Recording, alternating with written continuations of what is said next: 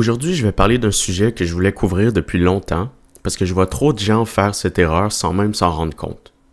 On va parler du REER. Pas pour te dire que c'est mauvais, mais il y a une réalité que la plupart des conseillers financiers vont pas te dire clairement parce que c'est dans leur intérêt que tu cotises le plus possible au REER. Puis cette réalité, c'est que selon ta situation, le CELI il peut te rendre vraiment plus riche sur le long terme. Avant qu'on aille plus loin, je vais poser une question simple, c'est pourquoi cotiser au REER? Si la réponse c'est pour avoir un remboursement d'impôt ou parce que tout le monde le fait, ben cette vidéo est faite pour toi. Parce que le remboursement d'impôt du REER, c'est pas un cadeau, c'est de l'impôt différé. Tu vas le payer plus tard. C'est quand tu vas retirer ton argent à la retraite. La vraie question c'est, est-ce que tu vas payer plus ou moins d'impôts à la retraite qu'aujourd'hui? Puis la réponse à cette question, c'est ça qui devrait dicter ta stratégie. Pas le réflexe, pas la tradition familiale, pas la publicité de ta banque que tu as vue il y a quelques mois. Fait que ce que je vais faire aujourd'hui, c'est vous montrer deux scénarios côte à côte avec des chiffres réalistes pour quelqu'un qui vit au Québec. Puis je vais donner une règle simple à la fin pour savoir lequel que tu devrais choisir. On va commencer avec les bases parce que je veux qu'on soit tous sur la même longueur d'onde avant d'aller dans les chiffres. Le REER, c'est Régime enregistré d'épargne retraite. Ça fonctionne comme ça. Tu cotises de l'argent avant impôt, ça réduit ton revenu imposable cette année, puis tu payes l'impôt seulement quand tu retires l'argent. Puis c'est généralement à la retraite. L'idée de base, c'est que tu es supposément dans une tranche d'imposition plus basse à la retraite qu'en période de travail. Si c'est vrai, tu as gagné. Tu as repoussé l'impôt à un moment où il coûte moins cher. Le CELI, le compte d'épargne libre d'impôt, il fonctionne à l'inverse. Tu cotises de l'argent après impôt. Donc, pas de déduction cette année. Mais tout ce que ton argent génère à l'intérieur, les gains, les intérêts, les dividendes, la croissance, ça, c'est 100% libre d'impôt pour toujours. Puis quand tu le retires, tu payes rien. Maintenant, dans un monde parfait où ton taux d'imposition serait exactement le même aujourd'hui et à la retraite, les deux comptes enregistrés sont mathématiquement équivalents. Mais on vit pas dans un monde parfait. Puis c'est là que tout se joue. Je vais te montrer 3 situations où le CELI y bat le REER clairement.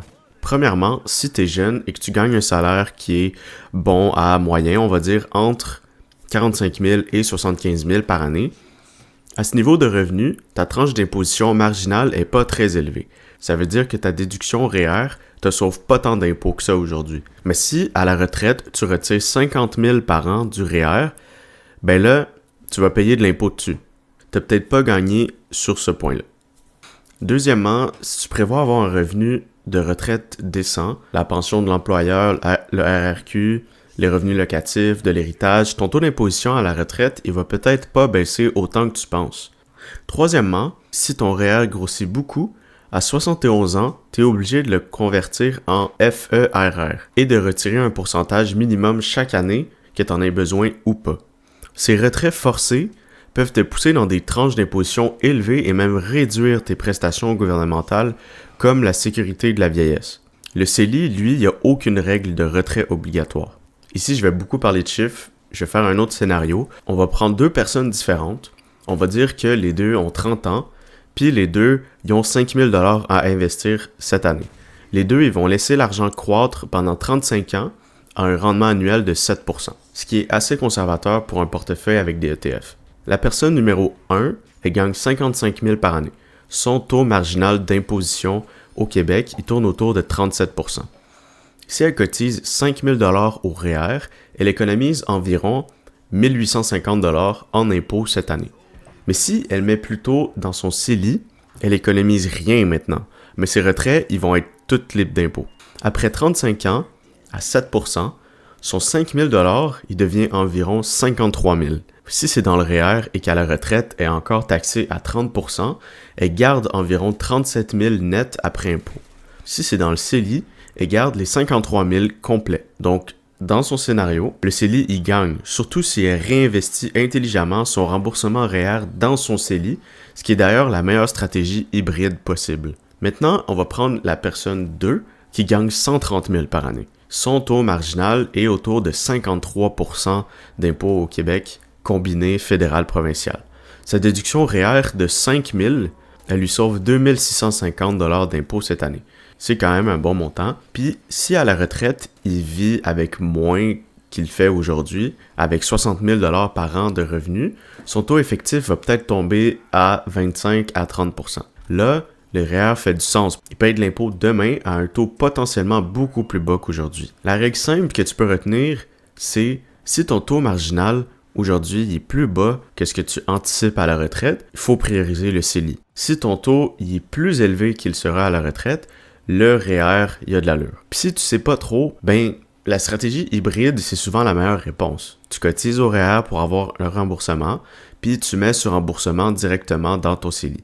Tu profites des deux mécanismes en même temps. Puis un dernier point que je veux mentionner parce que c'est souvent ignoré, au Québec, le CELI il est particulièrement puissant pour les gens qui pourraient avoir droit à des aides gouvernementales ou à des crédits basés sur le revenu.